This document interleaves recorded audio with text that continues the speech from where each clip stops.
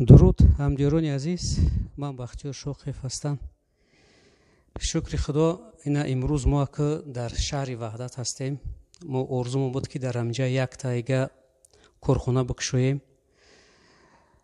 شکر امروز ما به مقصدمون رسیدیم، به آرزومون رسیدیم. اینا در شهر وحدت ما مرکزی برقرار کنی استمرار رو کشودیم. خیلی مهنت کردیم، خیلی اذیت کشیدیم برای این مرکز رو کشودن. در اینجا ما بیماری استمرار رو و دیگر بیماری ها هم توبت میکنیم.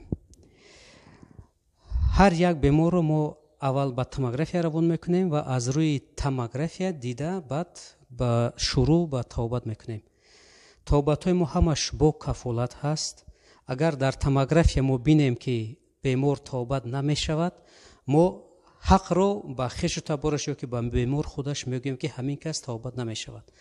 اگر بینیم که وی توبت شونده هست، حتما رو برای توبت میگیریم، توبت میکنیم. شکر خدا توبت های ما همش نتیجه دار هستند.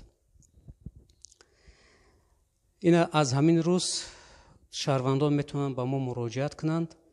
مرکزی برقرار کنی استمرار هم کشوده شد.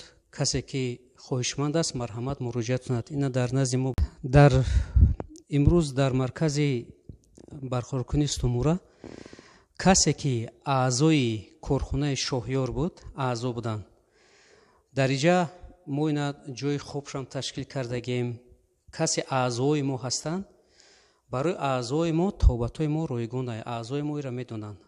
اینا مرحمت فقط میبینند مبلغ سومی جای خوبش میسپرند، توبتاشون ما رایگان میگذرونیم. انا ای برای همه اعضای ما آشکاره، اعضا همه را میدونن.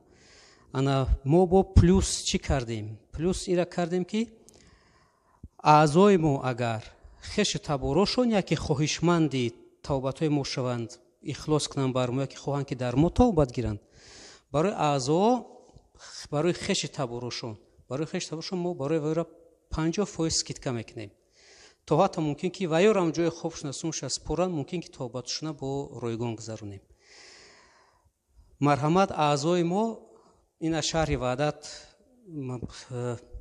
مرکزی برقرار کنی استمرار شده شد. مرحمت برای توبت بیاین.